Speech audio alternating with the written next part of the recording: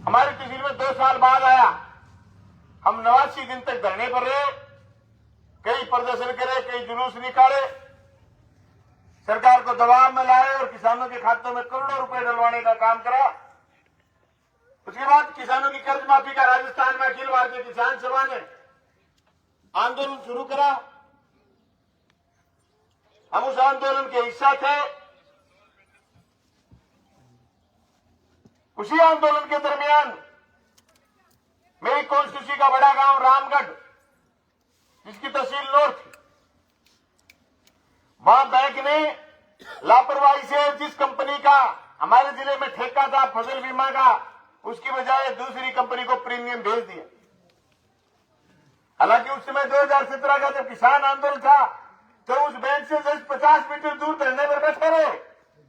मैं बैंक में जाके कह के भी आया, मैनेजर साहब गड़बड़ी मत कर देना, पूरे इलाके की फसल तबाह होगी, बीमा क्लेम बढ़ेगा। तो मैनेजर ने लापरवाही करी, वो सिर्फ रामगढ़ के ही नहीं, भूकरका और गोरखाना 3 ब्रांचों के मैनेजरों ने गलती करी। तीनों एसबीआई ब्रांच प्रीमियम दूसरी कंपनी को डाल दी। मैंने 39 दिन रामगढ़ के उस बैंक के आगे रहते हुए इस प्रण के साथ कि जब तक बीमा नहीं आएगा घर नहीं रहूंगा, दिन रात वही रहा। हजारों किसान माता बहनें भी हमारे साथ आई।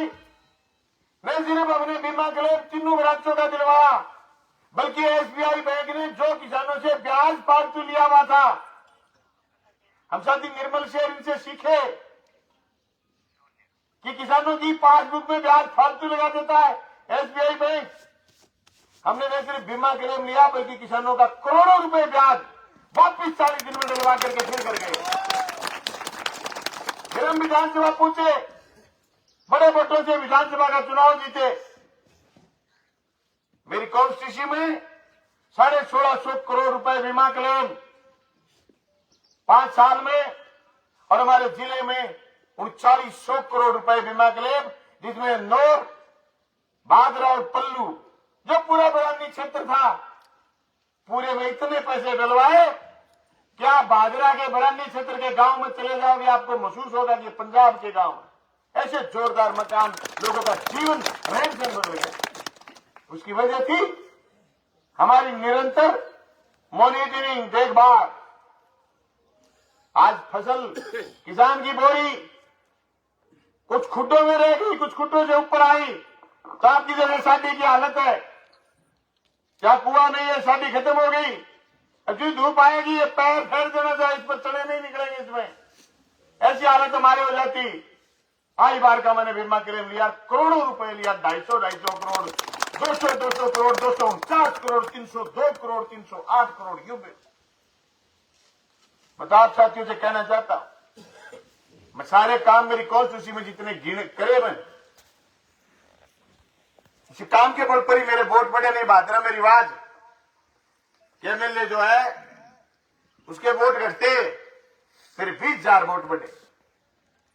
और दोस्तों, मैं जिस तबके की, जिस किसान की, जिस सीधे साधे लोगों की बात करता हूं, कई लोगों के पेट में दर्द भी होता है। मेरा एक काम करने का तरीका भी अलग है।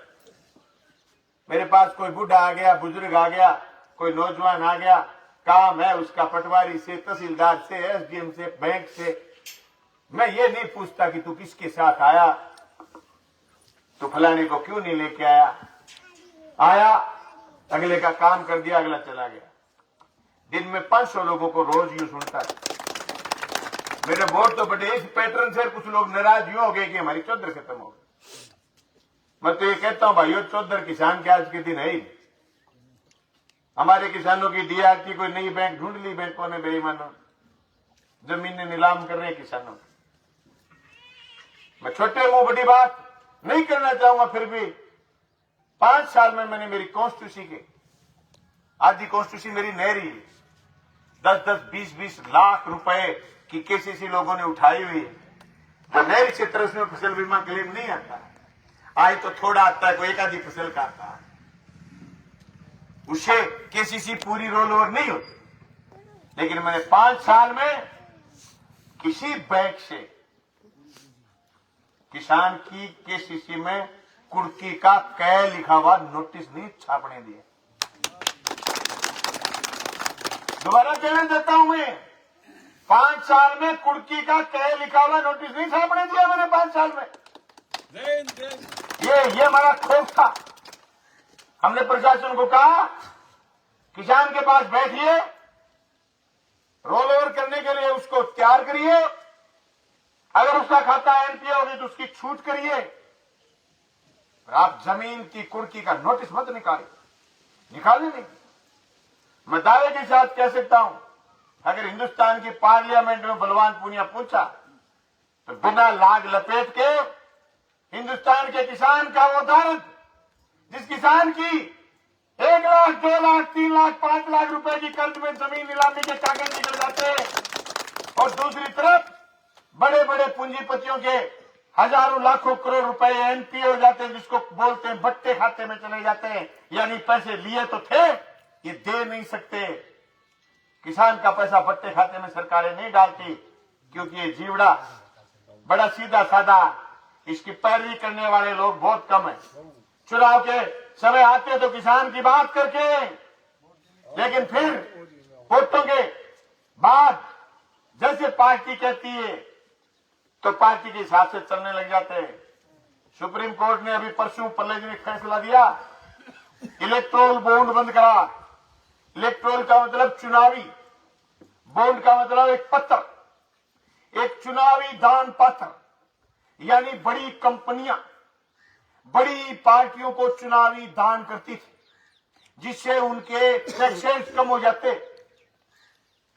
उस कंपनी का ये मतलब होता कि वो 100 रुपए दान करती तो 20% उसको टैक्स में छूट हो जाती, और बड़ा दान करके अपने नियम बनवा लेती। नहीं, नुआ प्रेरणा के साथ साथ आज थे मैंने वोट दियो तो तड़के आगे थे आ कह दो कि भाई मैं तेने वोट दिया, सारा ही काम और काम कर मैं कौन करूंगी। तो जो को बड़ी सारी कंपनी हजारों करोड़ रुपया चंदो दे दे, तो फिर पार्लियामेंट में कानून भी आपका बनवा ले। इस इलेक्टोरल बॉन्ड को सुप्रीम कोर्ट ने यह कह के बंद करा है कि यही काला धन सफेद करने का तरीका था, इसको बंद करो। 77% पैसा अकेला इलेक्ट्रोल बॉन्ड से राम सिंह ताऊ वाले गोली वाली पार्टी ने गया। 77% अकेले। 100% कंपनियां चंदो दियो तो 77% भारतीय जनता पार्टी ने दियो।